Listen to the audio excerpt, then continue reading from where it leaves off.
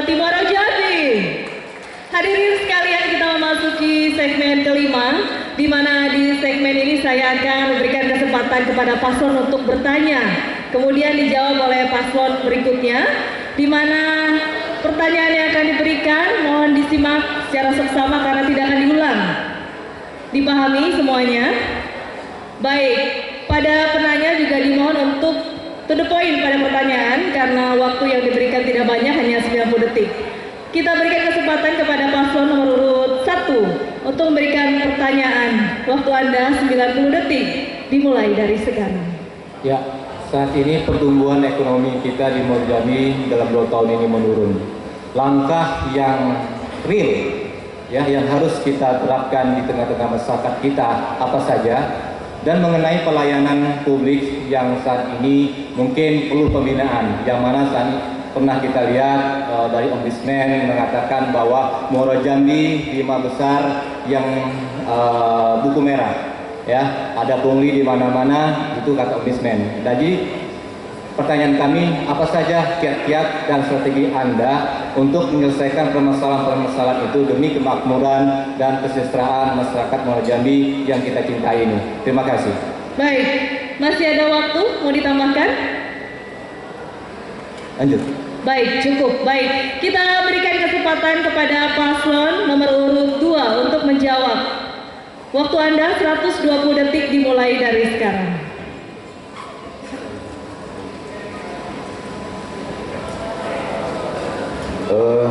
Terima kasih Pak Abun, Pak Arianto. Ekonomi Muaro Jambi dengan segala potensinya bukan tidak mungkin untuk kita tingkatkan, karena kita tahu potensi kita, terutama yang berkearifan lokal, salah satunya di wilayah Sungai Bahar, Mestong, Jambi luar kota dengan karet. Nah, di sini ketika kita semua bisa mengendalikan harga karet yang pernah terjadi penurunan dan saat ini syukur alhamdulillah mulai meningkat, dan juga tentang sawit, mari kita hentikan tentang monopoli.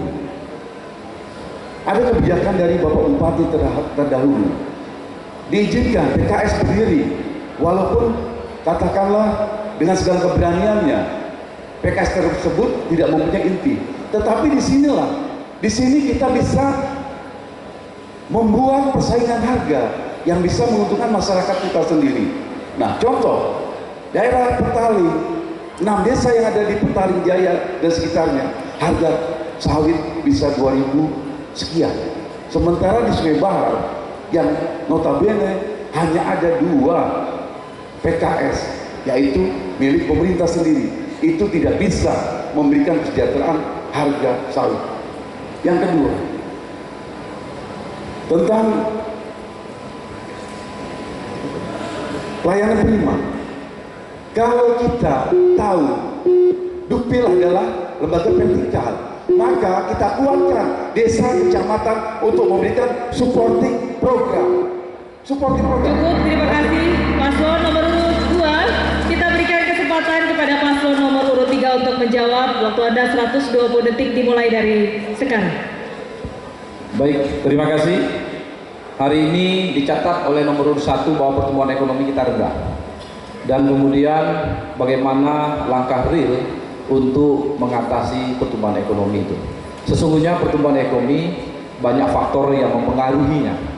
Dan kemudian tentu pertumbuhan ekonomi yang rendah itu penting kita sikapi bagaimana kebijakan-kebijakan pemerintah, baik itu pemerintah pusat maupun pemerintah daerah. Ada kaitan pertumbuhan ekonomi dengan kebijakan-kebijakan pemerintah pusat dan kemudian juga berimplementasi kepada pertumbuhan ekonomi tingkat daerah. Sesungguhnya yang perlu kita lakukan adalah bukan meningkatkan pertumbuhan ekonomi, tetapi kita meningkatkan pembangunan ekonomi. Dan kemudian kita tahu bahwa Muaro Jambi pertanian dan perkebunan merupakan sektor yang paling besar menyumbang pertumbuhan ekonomi. Tetapi pada hari ini tentu tidak dibarengi dengan pembangunan pertanian yang terpadu. Kami akan melakukan banyak hal Ibu Masna dan saya akan melakukan banyak hal terkait dengan pembangunan ekonomi. Dengan meningkatnya pembangunan ekonomi, insya Allah pertumbuhan ekonomi juga akan naik. Contoh adalah yaitu menjamin infrastruktur yang baik. Itu salah satu menumbuhkan pertumbuhan ekonomi. Kemudian yang kedua, kita memerlukan menumbuhkan ekonomi kerakyatan yang memang real dari bawah. Pertumbuhan yang sesungguhnya adalah pertumbuhan ekonomi kerakyatan yang berbasis rumah tangga, ekonomi produktif dan ekonomi kreatif. Hari ini banyak pemodal yang masuk, tetapi masyarakat kita menjadi buruh, menjadi pekerja, tetapi tidak sesungguhnya untuk kita bangkitkan perekonomian mereka. Kemudian akses modal, UMKM dan koperasi memberikan kontribusi yang besar, sehingga kami yakinkan bahwa itu akan kami lakukan di periode kami insya Allah terpilih jadi Bupati Wali Kota.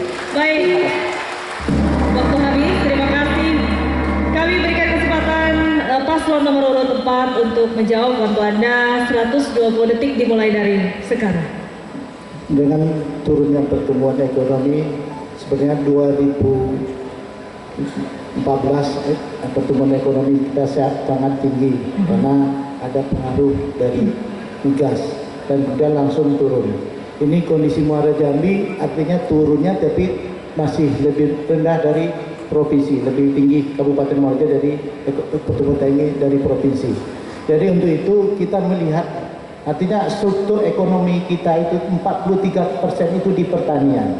Nah, pertanian ini artinya ada perkebunan, ada perikanan, ada peternakan, dan di perkebunan ini saling tinggi.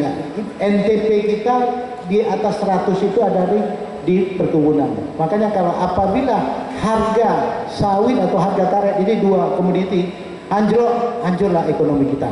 Untuk solusinya itu ada program tadi, program mantap, program merata, dan program tepat. Mantap itu kita mengerjakan jalan itu supaya mantap 75% selama 5 tahun. Bayangkan jarak tempuh dari sini Sungai Bahar 150 km, masa jarak tempuhnya sampai 6 atau 5 jam. Coba, saya berapa sampai ke ujung Bahar. Artinya bagaimana supaya kecepatannya itu artinya 2,5 jam. Nah, ini artinya pertumbuhan ekonomi. Kalau infrastrukturnya baik.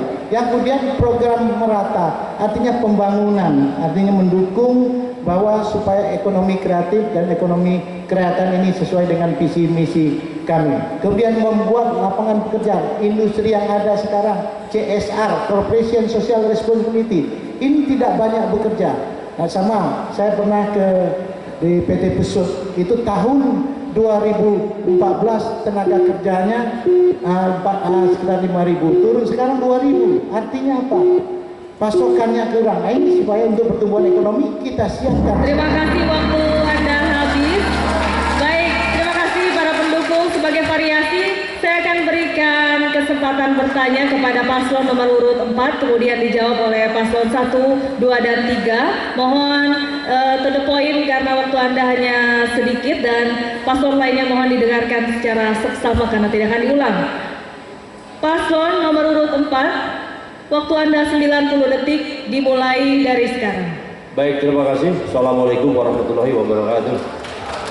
Saya akan menanyakan kepada paslon saudara saya, paslon nomor urut 2. Mudah-mudahan jawabannya bisa membuat kita semua puas.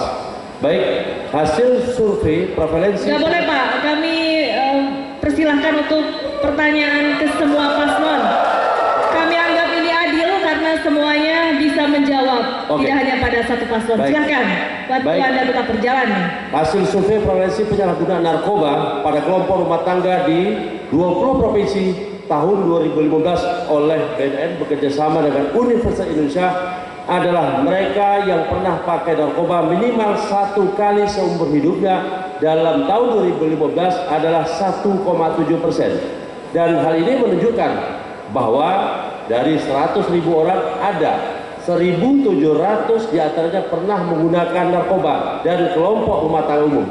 Saya bertanya kepada seluruh paslon, bagaimana jika paslon yang hadir pada ini menjadi bupati dan wakil bupati, bagaimana cara mengambil kebijakannya dan langkah-langkah apa untuk membebaskan narkoba dari Kabupaten Muara Jambi. Terima kasih. Wassalamualaikum warahmatullahi wabarakatuh.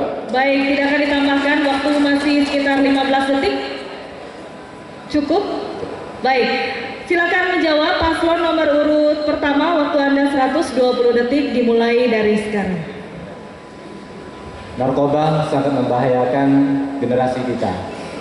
Saat ini pemerintah kita lagi mencanangkan program dan lagi merealisasikan program yaitu perang narkoba. Tentunya harus kita dukung di saat kita memimpin Mora Jambi. Mulai dari diri kita sendiri. Semua SKPD, semua aparatur pemerintah, semua sampai ke tingkat bawah harus kita tes transparan dan terbuka, melibatkan BNN dan semua pihak-pihak institusi yang terkait. Dan buktinya, hasilnya masyarakat bisa mengakses langsung dan melihat langsung.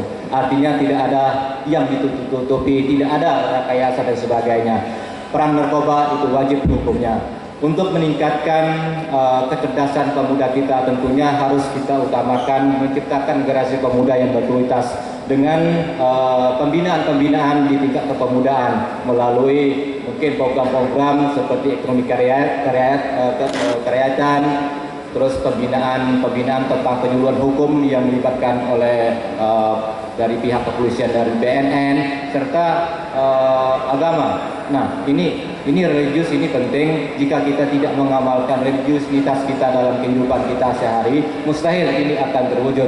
Kalau kita kerja saja tidak cukup dengan akhlak. Jadi harus ada imbangannya. Oleh karenanya kedepannya insya Allah Mora Jambi bebas narkoba dan benar-benar pemimpin mulai dari tingkat bawah sampai ke tingkat atas kami jaminkan tidak ada yang namanya narkoba. Jika ada, mungkin saat itu detik itu kita pecat. Dan itu komitmen kami, karena bagaimanapun narkoba adalah merusak tatanan kehidupan baik itu keluarga, lingkungan sosial maupun perekonomian kita. Insya Allah sama-sama kita perangi narkoba. Allahu Akbar. Terima kasih. Baik, masih ada 4 detik. Cukup ya Bapak. Kami persilakan paslon nomor urut 2 untuk menjawab. Waktu Anda 120 detik dimulai dari sekarang. Assalamualaikum warahmatullahi wabarakatuh. Masalah narkoba itu masalah nasional. Yang dipertanyakan Saudara Dedi, bagaimana kalau saya menjadi bupati dan wakil bupati? Apa yang harus dilakukan? Ada 2 macam. Secara pribadi dan secara kedinasan. Secara pribadi kita urus diri kita masing-masing, urus istri kita masing-masing, urus anak kita masing-masing, urus adik ipar kita masing-masing. Kalau secara birokrasi, secara pemerintahan kita mengacu kepada undang-undang yang sudah jelas ketentuannya harus kita patuhi semua. Untuk Kabupaten Mora Jambi, kita harus koordinasi dengan instansi terkait. Di Kabupaten Mora Jambi ini BNNK belum berdiri. Nah, kalau kami menjadi bupati, itu akan usahakan bahwa di Kabupaten Mora Jambi akan diadakan BNNK. Dari kelembagaan inilah nanti proses, baik itu rehabilitasi, baik itu preventif, maupun pengajaran program yang lain, itu akan kita laksanakan. Khusus di pemerintahan, ini kan sudah jelas, tidak ada tawar-menawar. Siapa yang terlibat narkoba, laksanakan sekarang. Terima kasih. Assalamualaikum warahmatullahi wabarakatuh. Baik, masih ada sekitar 37, silahkan ditambahkan. Iya, saat ini ketika kami berdua akan duduk, disitulah promotif di tingkat sekolah, promotif di tingkat lembaga-lembaga yang ada akan terus kita laksanakan. Kita berikan akses tentang informasi bagaimana bahaya narkotika dan hukum perundang-undangan yang berlaku di negara ini. Yang kedua, secara preventif yang disampaikan oleh calon bupati kita, di keluarga itulah kekuatan yang terbesar untuk menanggulanginya. Terima kasih. Baik, terima kasih. Paslon nomor urut 3 kami berikan waktu Anda untuk menjawab. Waktu Anda 120 detik dimulai dari sekarang. Terima kasih Pak Kapolda Jambi Brigjen Yazid Panani. Dari hasil data Badan Narkoba Provinsi Jambi tercatat Jambi masuk kategori 4 besar nasional tingkat provinsi untuk peredaran narkoba di Indonesia. Kami dengan pasangan nomor 3 sangat prihatin untuk Jambi. Masna dan BBS hadir menuntaskan, mendorong kesadaran bersama narkoba merupakan musuh agama, musuh bersama. mengaktifkan pengajian Sanggar Seni dan Budaya Perkumpulan Kepemudaan Masyarakat Mengatasi Narkoba, mengikut sertakan tokoh pemuda alim ulama berperan mengatasi narkoba, mendorong penegak supervisi hukum mengatasi narkoba. Insya Allah bersama Masna BBS kita tuntaskan narkoba di Muaro Jambi. Terima kasih. Masih ada waktu? Baik, upaya efektif pencegahan narkoba, tapi hari ini kita sepakat bahwa narkoba itu tidak boleh ada di negeri bumi Sailun Salimbai. Kemudian ada 5 hal upaya efektif yang seharusnya dilakukan, dan yakin semua pasangan calon memastikan bahwa inilah langkah-langkah yang efektif. 1, pembinaan, 2, pencegahan, 3, pengobatan, 4, rehabilitasi, dan 5, penindakan. Semua itu harus kerjasama stakeholder, baik yang memang kepolisian, BNN, kemudian kejaksaan, masyarakat, tokoh-tokoh, alim ulama, kemudian seluruh rumah tangga jaga anak kita, jaga keluarga kita dari narkoba. Sesungguhnya pergaulan itu dari dalam rumah dan dari luar rumah. Makanya kita memastikan bahwa ini akan kita intensifkan untuk kita komunikasikan semua stakeholder yang ada. Terima kasih. Baik, terima kasih. Saya mohon perhatian kepada para pendukung. Kita sepakat untuk kelancaran dari debat terbuka. Mohon untuk tidak ada tepuk tangan dan juga yel-yel. Terima kasih. Kita lanjutkan ke paslon nomor urut 2 untuk mengajukan pertanyaan. Waktu Anda 90 detik dimulai dari sekarang. Terima kasih. Isu yang sangat-sangat krusial saat ini, mayoritas petani kelapa sawit kita dengan tahun tanam 92 atau 90 pada saat kondisi yang betul-betul sangat membahayakan. Kenapa? Ketika revitalisasi akan dilakukan, yang pertama, Bapak angkat sampai saat ini belum didapatkan. Yang kedua, rata-rata petani kita tidak punya saving. Nah, bagaimana kepada semua paslon? Ini pertanyaan sangat sederhana. Ketika Bapak, Ibu, atau semuanya menjadi bupati, wakil bupati di Kabupaten Muaro Jambi, tolong bagaimana penyelesaiannya permasalahan ini. Sekarang betul-betul dalam kondisi yang mengkhawatirkan. Terima kasih. Masih ada waktu? Ingin ditambahkan? Cukup? Baik, saya persilakan kepada paslon nomor urut 3 untuk menjawab. 120 detik waktu Anda dimulai dari sekarang. Baik, terima kasih pasangan urut 2. Dan tentunya memang persoalan kelapa sawit yang maksudnya tadi berumur tua itu mesti merupakan menjadi bom waktu bagi kita semua, bagi masyarakat petani sawit, karena kita perlu peremajaan, replanting sawit, dan tentunya memang itu menggerus pendapatan mereka. Semakin tua, kemudian berondolan sawitnya juga semakin berkurang produksinya. Bagaimana kita melakukan keberpihakan kepada petani kelapa sawit?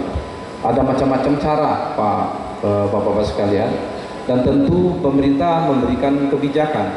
Kalau Ibu Masna sama kami menjadi pemimpin Muaro Jambi, tentu kami akan memberikan sesuatu yang terbaik.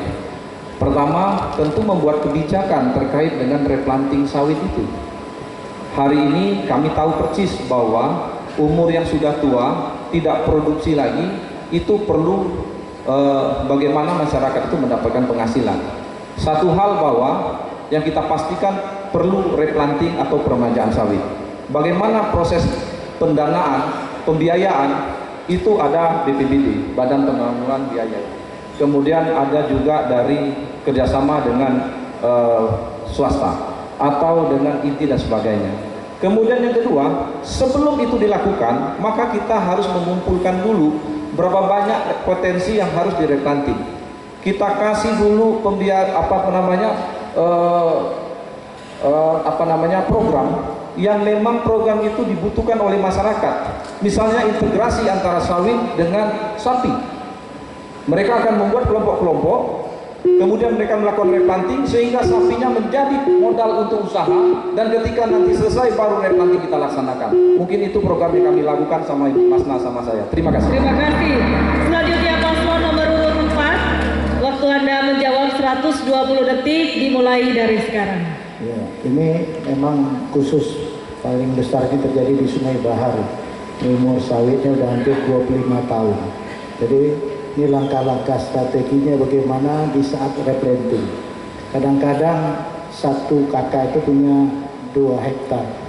Nah, dan sertifikatnya udah dijaminkan. Dari saat mau replanting ini jadi persoalan. Kita kerjasama, kadang-kadang bank mau membantu tapi ini persoalan. Artinya pemerintah daerah memang turun tangan, diinventarisasi betul berapa jumlah yang harus di replanting itu bersama. Dan juga kita menjamin kepada apakah bank dan kerjasama dengan pihak debitur, dan juga PKS yang sekarang akan melanjutkan ini juga bagaimana pola peminjaman kepada petaninya. Nah, dan ini salah satu strategi yang kemudian kita mencari solusi lain. Artinya tadi penggemukan sapi atau kegiatan menanam tumpang sari atas dan lain ini akan membuat supaya sambil replanting ada yang dinikmati hasil tani-tani yang lainnya. Mungkin itu yang mungkin Pak Dodi bisa nambahkan. Baik, terima kasih. Tentunya permasalahan untuk lahan sawit ini memang jadi problema ya. Kami keliling-keliling selama ini memang di samping sawit itu harganya tidak menentu, masyarakat juga perlu kepastian.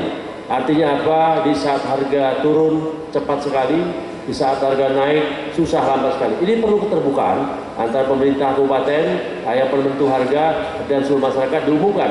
Jadi masyarakat tidak kecewa. Dan yang paling penting semua ini tentunya juga kembali lagi kepada infrastruktur. Apabila infrastrukturnya hancur dan mobil banyak terbalik, harga juga berbeda-beda. Ini yang mengakibatkan dari ongkos harga mobil dan Sungai Bahar sama Sungai mungkin berbeda. Itu yang kami harapkan. Terima kasih. Baik. Terima kasih waktu habis. Selanjutnya paslon nomor urut 1 silakan menjawab, waktu Anda 120 detik dimulai dari sekarang. Terima kasih. Memang permasalahan masalah sawit memang luar biasa. Pertama, mungkin langsung saya rinci. Masalah infrastruktur. Sebenarnya masyarakat terutama di Bahar dan lain sekitarnya, itu terutama masalah jalan. Itu mereka nggak perlu sebenarnya jalannya aspal dengan jalan yang cor. Kita punya program, itu memberikan alat berat. Ya kan? Jadi ada semacam sifatnya insidentil dan rutinitas. Kita akan memberikan itu alat berat minimal 2 setiap kecamatan. Nah, kedua, masalah pabrik. Pabrik memang di sini agak tumpang tindih. Nggak punya kebun, dia punya pabrik. Punya kebun tapi tidak punya pabrik. Nah, ini yang perlu dikoordinasikan.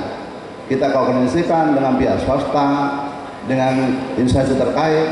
Ini kita rembuk, ya kan? Jadi sehingga tidak ada harga yang bersaing.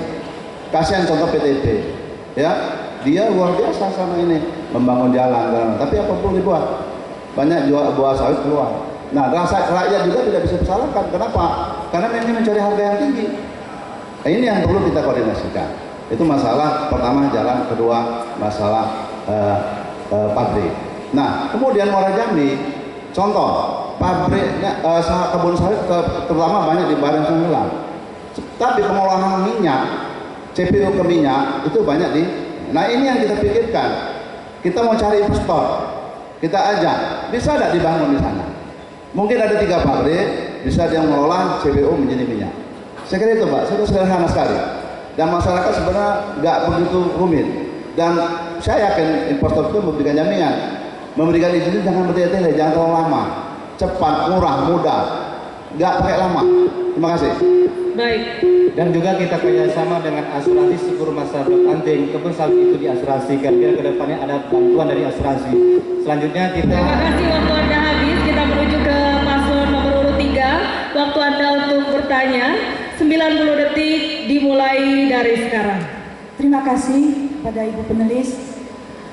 Undang-Undang 28 tahun 2009 tentang pajak dan retribusi daerah Muara Jambi memiliki potensi pajak besar, akan tetapi usaha pajak Muara Jambi yaitu rendah. PAD masih di bawah 70 miliar dari tahun 2014-2016. Bagaimana upaya Bapak-bapak, saudara-saudara dalam percepatan pembangunan ekonomi Jambi dikaitkan dengan potensi pajak dan usaha Muaro Jambi? Terima kasih. Masih banyak waktu, mau ditambahkan atau cukup? Cukup, baik. Kami persilakan kepada paslon nomor urut 4 untuk menjawab. Waktu Anda 120 detik dimulai dari sekarang.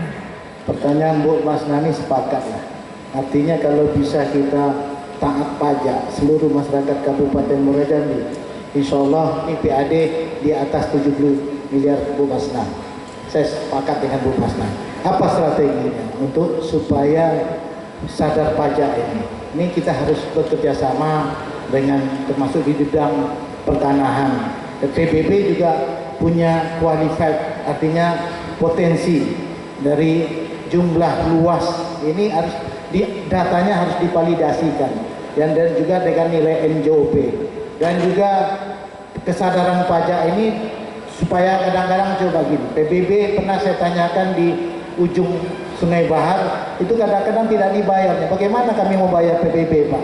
Sedangkan infrastruktur kami aja masih 8% sampai ke sini. Ini juga harus disampaikan kepada masyarakat, yang kemudian seluruh kepala desa. Ini kita juga bersepakat kasih bonus apabila bisa mencapai target PBB sekian, bisa mencapai ini, duitnya dikembalikan, PAD ini kembalikan. Siapa yang bisa mengejar pajak tertinggi, kita kembalikan PAD-nya untuk infrastruktur ataupun kebutuhan yang lain, kembalikan kepada kecamatannya masing-masing. Jadi kita ada program namanya reward and punishment tadi. Yang kemudian kita juga harus seluruh rumah makan, restoran, potensi, artinya kita harus terbuka secara online. Dan inilah kita seperti yang dilakukan kota, ya, dilakukan kota ini bagaimana dalam berapa tahun pendapatan dari pajak ini bisa menambah PAD hampir 4 kali lipat atau 5 kali lipat. Mungkin Muaro Jambi kalau pasangan idola ini terpilih, insya Allah PAD kita usahakan 2 kali lipat dari yang sekarang ini. Cukup? Baik, kita lanjutkan jawaban kepada paslon nomor urut 1. Waktu Anda 120 detik dimulai dari sekarang. Terima kasih. Pendapatan ini merupakan sumber pembiayaan. Apapun belanja, kalau tidak ada pendapatan percuma. Nah, pendapatan ini sumbernya dari pajak dan distribusi. Nah, baik wajib pajak maupun objek pajak. Nah, kita yang ingin masalah. Nah, objek pajak ini luar biasa. Perusahaan yang ada di Muaro Jambi ini 119. Ya. Kemudian belum lagi PBB, belum lagi yang lain-lain. Nah, bagi kami sebenarnya perlu ditinjau ulang. Nah, apa maunya? Karena Muaro Jambi dalam survei itu memang pajaknya memang taat pajak itu kurang. Ada apa? Apakah perlu dispensasi? Apakah ada pemutihan atau apa? Secara bertahap, secara berangsur-angsur. Saya yakin. Tapi yang lebih terpenting itu kepada petugas kita, pegawai kita. Nah, masyarakat kalau tidak dilayani pelayanan dasarnya, kemudian petugas kita tidak diberikan reward, ya, contoh Muaro Jambi mau ngomong tunjangan beban kerja nggak ada, ya, uang makan nggak ada, pakaian aja tidak pernah ganti. Nah, belum lagi promosi jabatan, ini penting. Nah, kalau ini kita memberikan promosi pada mereka dan memberikan ya support, ya, kemudian bonus, saya yakin dan percaya. Ya, saya yakin dan percaya mudah-mudahan pendapatan Muaro Jambi. Contoh, Muaro Jambi tahun ini kurang lebih sekitar 70 miliar, itu sangat kurang. Memang tidak secara intensifikasi maupun ekspektasi memang kurang serius. Saya yakin dan percaya Abu Janjun Suaryanto, ya, bukan hanya memaksa petugas kita untuk mencari objek wajib pajak, bukan memaksa rakyat untuk berpajak, tetapi panitia juga memberikan reward kepada objek pajak, wajib pajak petugas kita dalam bentuk tunjangan beban kerja, uang makan, uang pakaian, dan promosi jabatan. Terima kasih. Baik, ingin ditambahkan? Cukup Bapak? Terima kasih. Selanjutnya paslon nomor urut 2, silakan menjawab. Waktu Anda 120 detik dimulai dari sekarang. Terima kasih Bu Masna. Jadi sesuai dengan Undang-Undang Nomor 28 ya tentang pajak. Ketika Muara Jambi ingin menaikkan PAD melalui pajak, yang pertama adalah pajak bumi dan bangunan. Dengan cara apa? Kita harus betul-betul pemutakhiran data tentang objek pajak. Kenapa?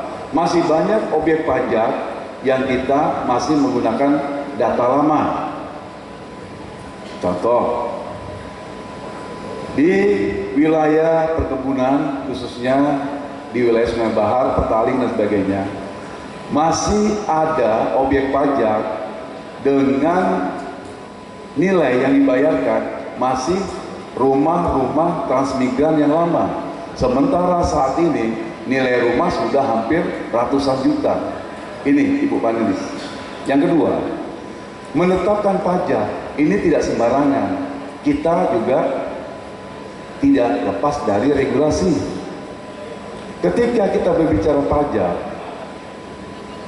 tentang sumber daya alam, perkebunan dan sebagainya, ini yang ada adalah bagi hasil pajak dan bukan dari pajak. Yang ini adalah kewenangan provinsi maupun pusat. Nah, di sini dan juga pajak tentang kendaraan. Mari provinsi dengan kabupaten duduk bersama. Apakah sistem pembagian pajak kendaraan terus begini? 30 yang ada di provinsi. Sementara provinsi sebetulnya tidak punya kendaraan, yang punya adalah kabupaten kota. Nah, 70% yang ada dibagi habis. Demikian. Tolong ini sama-sama ketika kami duduk berdua betul-betul akan kita luruskan tentang pendapatan. Terima kasih. Mana semangatnya para pendukung kepada 4 pasangan calon, semuanya sudah bertanya dan sudah bergiliran menjawab. Kita akan kembali masih dengan segmen 5 di mana akan semakin seru tentunya, namun kita harus jeda sejenak. Debat serta